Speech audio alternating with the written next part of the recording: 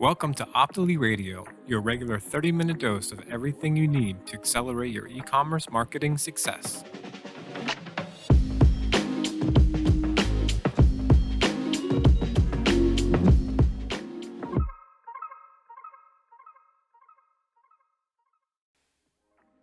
Hey there, and welcome back to Optily Radio. We're on episode 7 today. I'm your host, Katarina White, but you've probably noticed that I go by Nina for short. I'd love to connect with you on LinkedIn or Twitter, so you can search for me under my full name, or just go through the Optily company page and find me like that. Let me know what you think of this show so far, and who else you'd like to see on in future episodes. So we've talked a lot on this show about the big guys, Google and Facebook, which makes sense because they do account for a whopping 83% of online ad spend across the world. But they're definitely not the only players in town. In today's episode, we're going to talk to a PPC expert who's worked with a lot of these other channels, and he'll provide insights into how best to enter the worlds of Quora, Reddit, YouTube, and more as an e-commerce brand.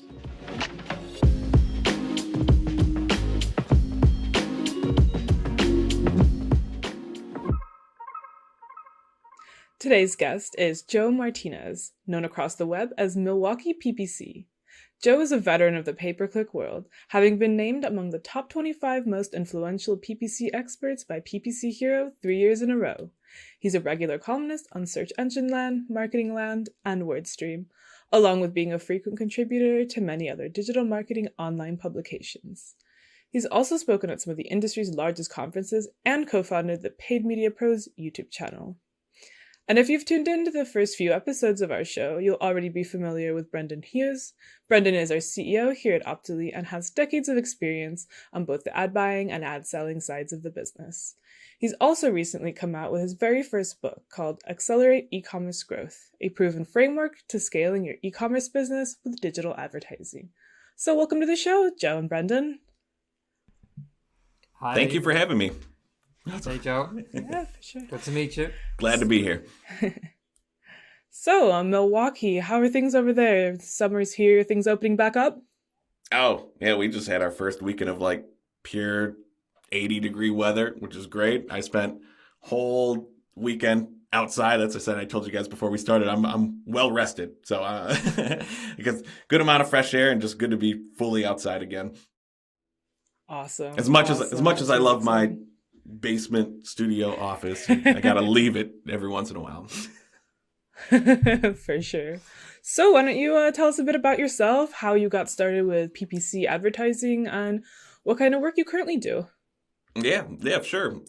After college, I worked 5 years in corporate retail, and that's where I kind of had some of the e-commerce experience. But I had a friend who I went to high school with who worked at an agency, and she was like, I'm doing this. I just got my Google certification. I was like, oh, what's that? And then from there, I was kind of digging more into it. I was like, this seems way more fun than what I'm doing in my boring corporate job. You can probably look from my appearance. I don't really fit in the typical corporate environment. So I just started digging in, discovered Google Ads, got my way in just an account management role in an agency just to get a foot in the door, and just became obsessed with paid search initially, and then expanded my knowledge probably over the past 10 years now, just learning everything I could about paid media. So I'm honestly, fully passionate about what I do, both even outside. You mentioned the YouTube channel. It's something that my coworker Michelle and I have done for several years now, and we're not sick of it. So we do this literally on our spare time as well, for fun. So there's definitely a business part to it, but every morning I'm editing videos and everything on the weekends and everything. So it's a 7-day job for me, and it does not bother me whatsoever. That's great. Doing what you love. Yep, absolutely. Awesome. So as someone who did get started in e-commerce like so early, as you mentioned, what are sort of the big changes that you've seen over the years in the industry? It's users' need of I need this now. It's one of those things. That's something we've seen fluctuate. We've seen pre-COVID the expectations of getting something immediately, and obviously Amazon has had a massive influence over users' expectations there. But one thing that we kind of have seen lately in a few of our clients is as things are starting to open up, at least around us and where our clients are, there is some of that need to get back into a store. People are wanting to go back out and do things. So we're not seeing that necessity of I need to get this online. A lot of things that we're seeing in a few of our clients right now is they're definitely researching online, but then they're going into the store. And some of our clients are shifting more into BOPIS, what we call it. You buy online, pick up in store, and then it's leading to other in-store sales in that aspect. So I know that's very specific kind of like to the brick and mortar aspect, but it's at least from that research standpoint, we're seeing that shift. So from some of the e-commerce only clients, it's hurting them a little bit in terms of having that expectations of, where can I get some of these things? So the research phase is something that, we're definitely looking at. And now since there's so many opportunities, clearly Amazon's always going to be there if people are trying to research from our clients' websites and then just trying to find an alternative on Amazon. It's definitely making a big push that we're trying to encourage as well as another shift is to look at making them fall in love with your brand. It's so hard for e-commerce clients to spend money on branding, and they're so used to seeing that direct return in their CRMs and their analytics of dollars, dollars, dollars. But if they don't know who you are, if they don't trust your brand, why should they buy from you? So, and especially as we're seeing changes on the privacy reasons and losing data on those platforms, we're strongly encouraging users to work on building a brand so they don't have to research everywhere. They know that they love you, they know you have solid products, that they just go directly to your website. And it's a harder shift for some of the e-commerce clients who's been so used to doing it one way for so long, of seeing all those direct returns. The ones who are slowly making the shift and seeing the value of investing in awareness and testing out other channels, they're seeing the longer run overall, because we like to look at how is paid helping your overall business, not just how is paid helping your paid media channels. Mm-hmm.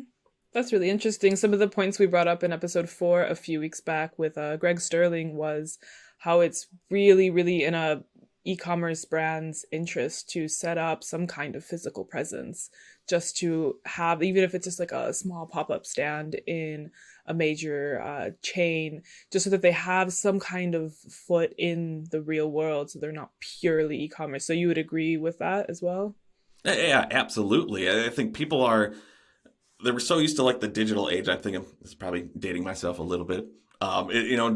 When MP3s and stuff took over, they think everything's going to be digital, everything's going to be purely digital. And music always pops in my head because I'm a huge music person and I'm a vinyl records collector. You see like vinyl records in multiple generations are coming back. People still like to have physical products and everything. Not everything can easily be in terms of like downloading. People like to see something and physically hold something.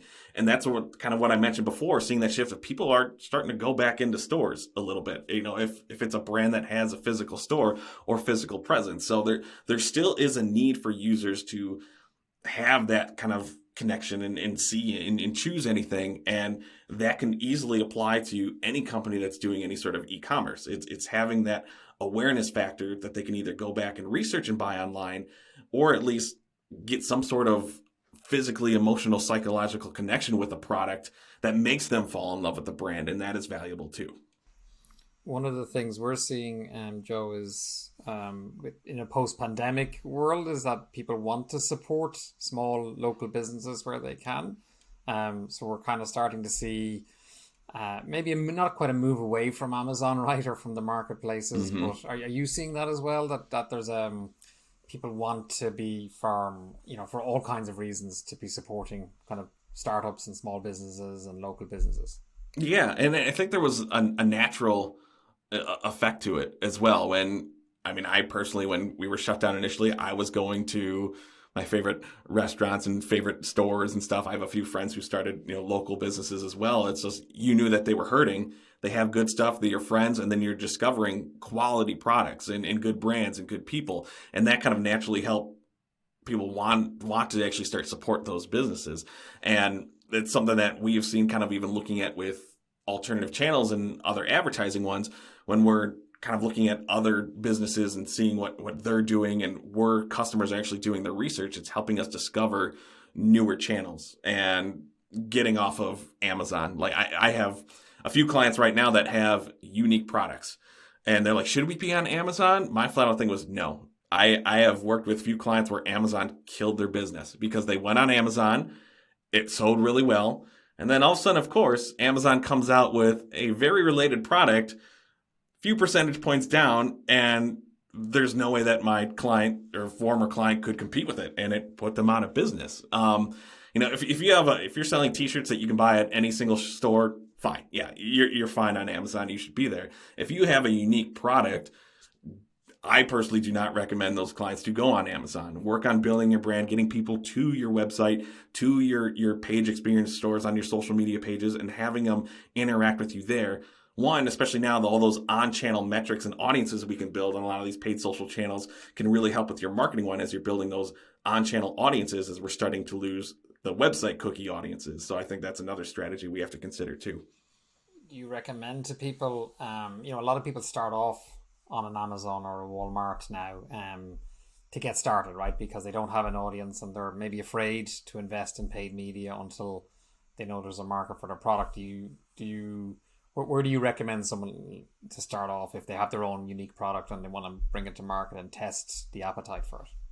Yeah, I think there are very affordable ways that you could build your brand without necessarily having to run to Amazon and Walmart. I'll admit I'm not too familiar with the Walmart marketplace, but at least from the Amazon side, they still do have display ads where you can still send users to your website, which may be something that you would want to consider.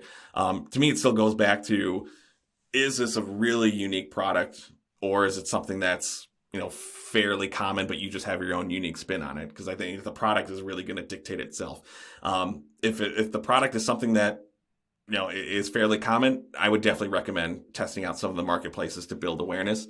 But then looking at some of the alternative options, like a few clients that we have right now are doing really affordable discovery and just brand awareness type marketing on Pinterest. I know Pinterest isn't going to be there Pinterest isn't going to be the best fit for every e-commerce client. Clearly, there's a kind of very specific targeted audience there, but we're finding really good awareness and lift there. Another one that we're testing out for any type of industry, if they have the budget, is Hulu. Hulu, you can test out TV ads on Hulu if you can get it in the system for the minimum campaign amount is only $500. So I think people think some of these channels you need to spend a massive amount to build awareness. Like, that's not true. So it's one of those things where we're testing out channels if it's the right fit for the client. And that's kind of what's dictating our strategy of where we should be advertising. But there are so many affordable options. One, because people, don't know about them and they're not even trying out. So the competition is extremely low. And then two, some other brands are just too lazy. They don't want to manage a bunch of different channels. And then you can capitalize on their laziness and get in front of a new audience. Interesting. So our next question actually really follows that. So obviously Facebook and Google are the big guys in the game. They account for about 83% of online ad spend. So do you think that other platforms will start chipping away at this 83% in the coming years? Or do you think that the pie will just continue to grow year over year? And so all the platforms will get, bigger and bigger over time? Yeah, I personally think the other channels will start chipping away. A couple of reasons is that if we're losing data in some of these channels, I think just naturally, if people aren't seeing the results directly within the platforms, they might leave. And whether it's justified or not, we always say now you're really gonna have to make sure you're collecting as much first party information as possible. You need to have a CRM, whatever industry you're in, or some sort of internal tracking to really see if it's working or not. So, if you're a brand and you don't have any of that internal tracking, can't fully blame the channel. That's also kind of your fault as well. But, it's easier said than done. I understand that. So I think people will be leaving those channels.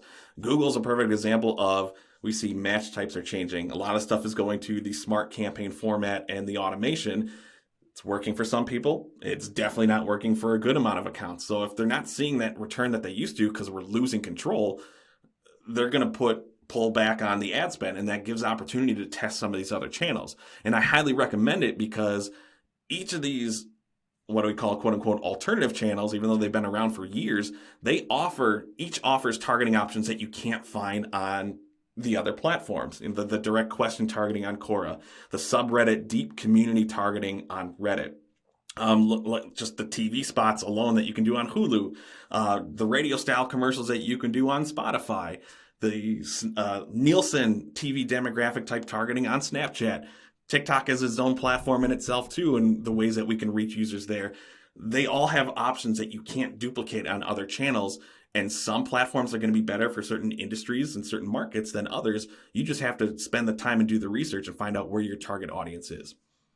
So, Joe, I was very excited with the prospect of having you on the show. I launched our first Quora campaign at the weekend, and we talk a lot about e-commerce here. So, you want to tell us a little bit about how you've been using Quora? I know you're a big fan of it.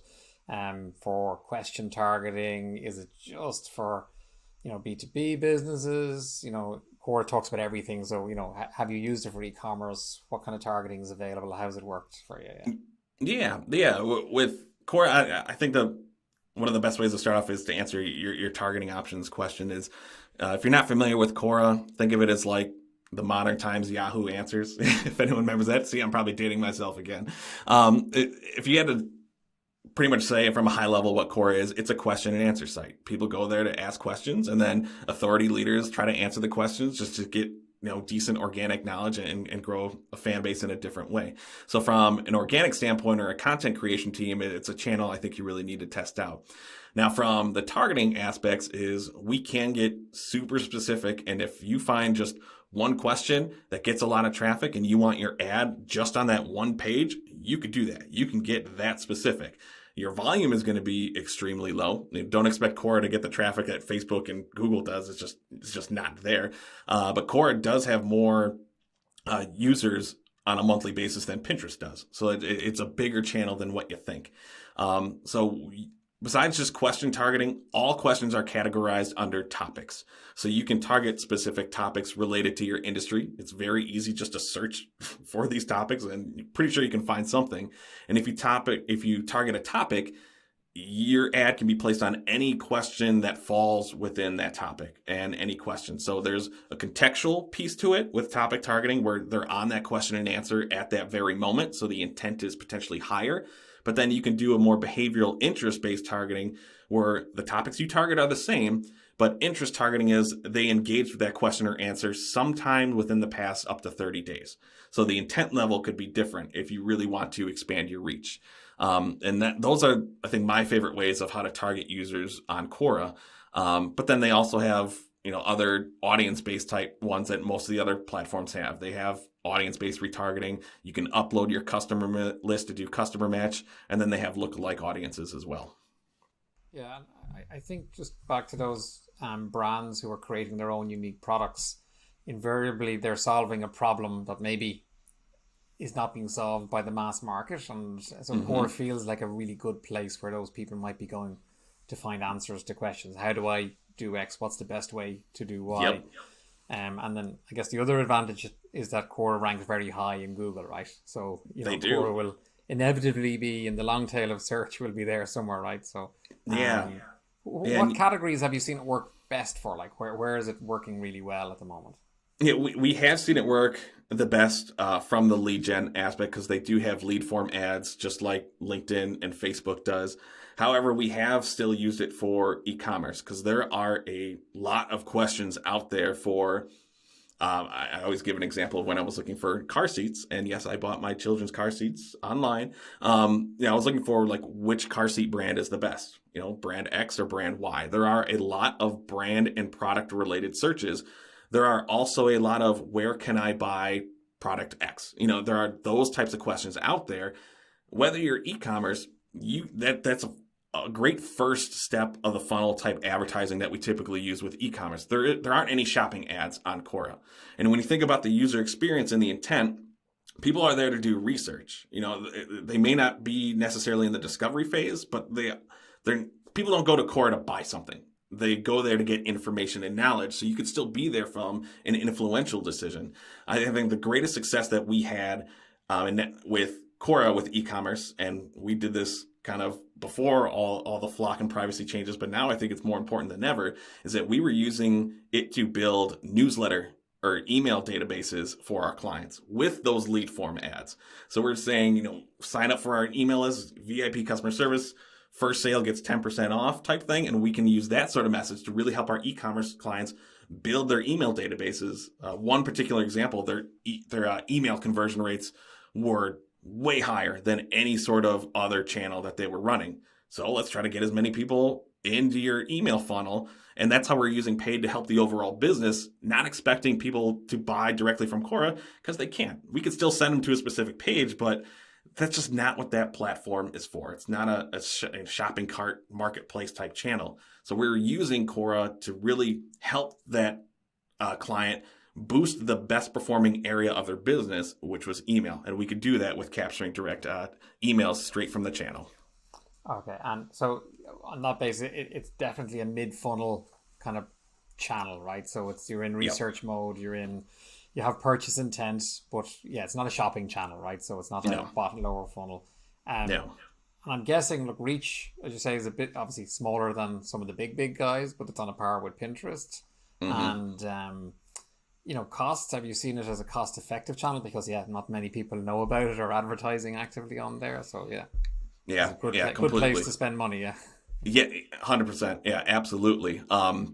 Looking at some of the competitive areas that we've seen on, Facebook of what we've seen to try to get in front of those users for a specific product, even from a retargeting standpoint, the costs are a fraction of what we're paying on Google and Facebook. So we try to use the motion of let's put as much money we can, capitalizing on the higher intent, the people more likely to make the actions that we want them to take. Let's max that out first, and then look at where we can expand reach. Of course, we're always considering of making sure we're hitting the bottom of the funnel with any sort of retargeting or deep intent search, of course.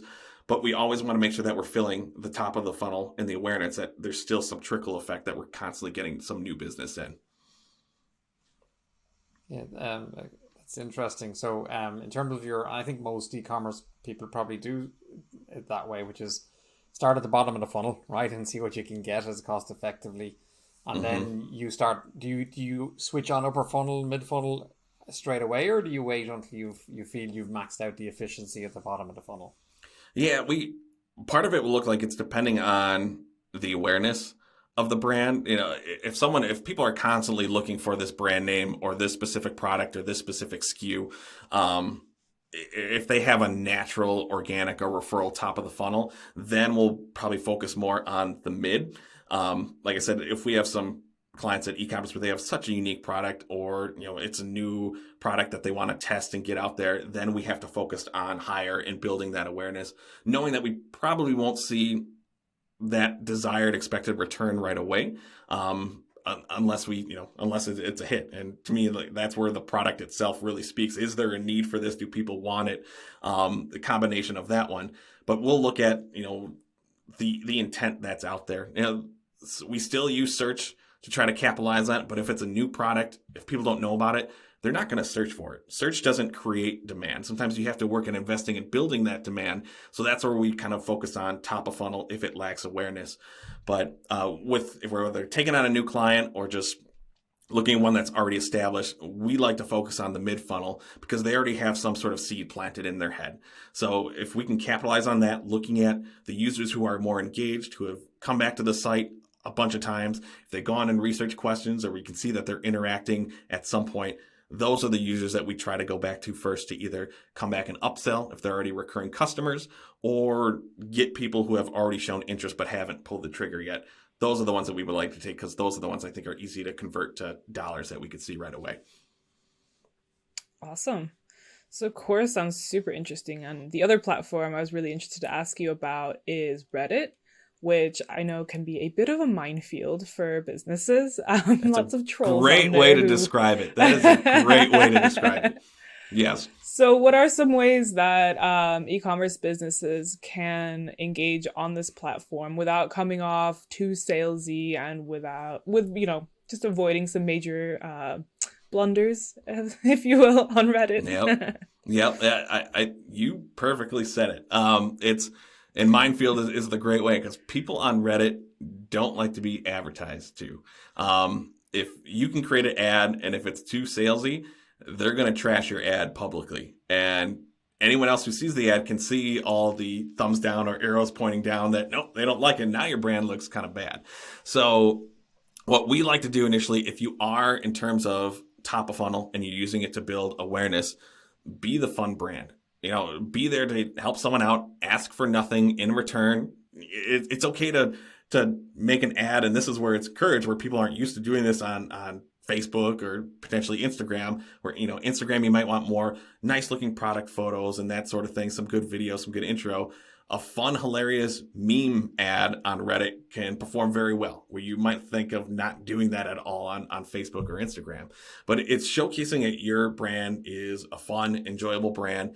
And it's really important that the ad conveys that you understand whatever community that you're targeting, that you're not a phony coming in there and selling them. So your creative is going to have a different approach than what people typically try to do on Facebook and Instagram. The main targeting that I would recommend doing, especially if you are a little bit more specific, is their community targeting. The official name is community targeting, but it's pretty much subreddit targeting. Those subreddit communities can be really specific niches. That's where I would want my ad creative to really be in line with what that community is. So it takes a little research. Before you launch any campaign and you're targeting a community, go to that thread and see, how do people talk? What do they typically talk about? And then you can tweak your message and have that voice that matches the community. Is it more formal? Is it more funny? Is it a little off kilter? It's to be able to connect with those users, you have to speak like them. And that's how we've used Reddit for brand awareness purposes. But fairly recently, about several months ago, they released pixel retargeting. So you can do retargeting from that aspect, and that's something that we've tested out too, is more higher level categorical one. You can't do like a dynamic feed. We're showing them exactly the products that they saw, but more in terms of, okay, if I know they visit this product category on this page, I can kind of have a higher level reminder to them saying that this product is still out there. And that's something that we've played around with too. And then they do have, a Google tag manager, tag that you can go in and you can track add to carts and purchases and all that. So you can see that information back within the Reddit platform. Awesome. So do you have any success stories you want to share with us on campaigns that have been launched on not Google and Facebook? Sure. Yeah. I'm trying to keep it specifically ecom focused. I honestly will look at the YouTube TrueView for Shopping one. There's clients that we had in terms of looking specifically for the best-selling products. That was one of the custom intent audiences that we looked at creating. That one, and looking at competitor terms. So there's a client recently just sells apparel, typical retail. They're kind of boutique, but they do have a one location, but for the most part, all their sales are coming from e-commerce. That's what's driving the business. So we were taking people looking specifically for these brands. They only carry other brands. It's not their own custom stuff. So we're just looking at best-selling products, understanding of what do people typically like to buy, what has the best conversion rates and making this company more money. We created that specific list off of that one. That was a customer seed list. We probably had up to about 100 different keywords in there just for the product focus one. And then we took all like the competitor, like boutique stores and everything, made a different custom audience based off of their names, as well as added the URLs for those, because you can add that to the mix if people have shown interest in these URLs in the past. So the audience is fairly focused. From there, we launched brand new campaigns and we tag specifically. So there are a few ways that you could choose products for your YouTube shopping campaigns. One of the easier ways is do a custom label. So we knew specifically which products we were adding to this custom intent audience with those list of keywords. Well, then we tagged all those products related to that with this specific custom label. Because when you're adding products to your TrueView ad, you can choose by custom label. The only caveat is you can only choose one label at a time for your targeting. So we had to make sure it was kind of diverse that way. Another option, depending on video creative that we have, is that you can hand pick up to 10 products. Even though only up to 6 will show at a time, we knew specifically which products were going to show related to that video. It was driving users to those specific product pages. And since we tagged them with either a label or handpicked them, we knew exactly where those users were going from that ad. Now, the beauty of that is that within YouTube and Audience Manager in Google Ads, you can create an audience off of people who watch a specific video just as an ad. So as we're leaving these ad videos unlisted, the only way you could see them is if you see the ad. We were creating an audience off of that one. And then what we do is that we put that audience and we do 2 things with it. We layer it into all of our search campaigns. So we see from an RLSA observation standpoint, are people coming back and searching for these products, or are they searching for the brand name? Are they converting and giving us money? And we could prove that.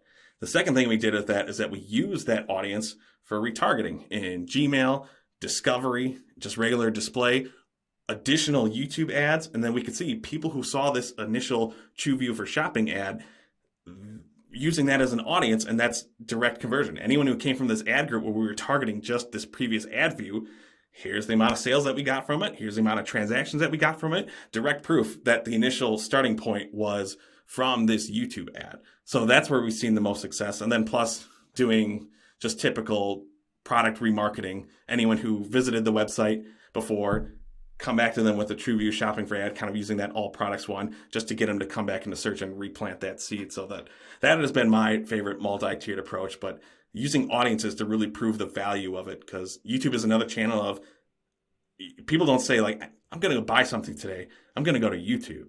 No, people don't do that, but we can see how YouTube influences the purchase decision and can help all your other channels, and really relying on that sort of audience information, because again, it's on platform. We're not losing that information. That's how we've seen success and really grow sales with YouTube. So you're actually managing a full funnel through the platform, right? Because and with the Google platform, you can do that because they share those, or allow you to share those audiences across search, display, and YouTube. And we had a one. Similar to the example I mentioned on Quora, we had a client, another retail client, who just wanted to really boost their email signup. So on YouTube, they have a lead gen extension for YouTube as well. It only shows up on mobile devices. All we did was ask for name and email. Auto-populated, most likely, for the most part, from their Google profile. And then they can just click submit. We got their information. They can continue going on to watch the video that they wanted to see, making the user experience very seamless for them. And then from there, they can use that to boost their email database. So we were using certain things we had a quick little video ad, but it's saying just sign up to get in on our newsletter, pretty much almost saying like, you're going to get the discounts. You're going to know first of when the product's coming out, making them feel important, and they were going to get deals and specials. And that was a huge way where we collected emails to, again, boost their email database and collect first-party data, which is going to be way more important as time goes on. Joe, do you have any thoughts or maybe data points in your mind around quality, right, engagement for, in particular on YouTube, on unskippable kind of formats, or where essentially we're forcing the user to watch something, and the world has moved on, right, a bit from kind of forcing people to watch ads even on TV, right? So what are your thoughts around that and the quality of engagement and quality of the leads that you generate, or the interaction that you generate after that? Yeah, I personally don't use unskippable until I know this is a proven audience where I see results from it, or if it's part of the ad sequencing that you can do within YouTube. So I can know specifically of if they had some interaction with my brand at all, and that initial higher level audience has typically performed well, it gives me a higher view rate, most people are watching the entire ad, then I could potentially hit them with the 15-second unskippable or the 6-second bumper ad. So that's something where I will consider first. But if it's a first touch interaction with my brand, I'm never forcing them to watch it, because the TrueView, the skippable ones, you're only charged if they watch at least 30 seconds of the video, or if the video's under 30 seconds, that they watch the whole thing. So if you have all your main branding message in the beginning of the ad, you have your main call to action, your main pull, all the important information is within that first 5 seconds, and they skip it, you're not paying for it, and they can still remember what you do and who you are. So from a business perspective, I'm going to use the skippable ones itself until I really find out what my bread and butter audience is and that they would want to watch a 15-second unskippable ad. So I'm always in the mindset of, we don't have to pay for it. So why pay for it unless I know it's really going to work? Great. Definitely. Great. So this has been really fascinating stuff here, but unfortunately we are past our time limit. So I do want to close with a main takeaway. So if there's one thing that our listeners can come away with that will help them accelerate their online businesses, what is something that they can implement today that will skyrocket their business? Yep. Kind of circling back and summarizing what we talked about for the most part is that your audience, I could guarantee, visit more website than just Google and Facebook. And what the beauty of what a lot of these platforms do, especially Quora, is that you can set up an account, you can place the pixel on your sites and start collecting an audience. So you get an idea of how many of your current site visitors actually use the platform. And you can do these for the most part without ever giving the channels your credit card information. So at least from a discovery standpoint of, should I even be using this? There's no excuse because you don't have to run anything. You don't have to spend a cent to at least do some discovery phase of this. So spend the time and look at all the other channels and find out, get in front of where your target audience actually likes to be, not where you think you should be just based on the overall world population and how they visit some of these channels. Awesome. Great stuff, Joe. Thanks so much. Thank you, Yes. Brendan, for being on the show. Yeah. Thanks, Nina. Thank you. Thanks for having me.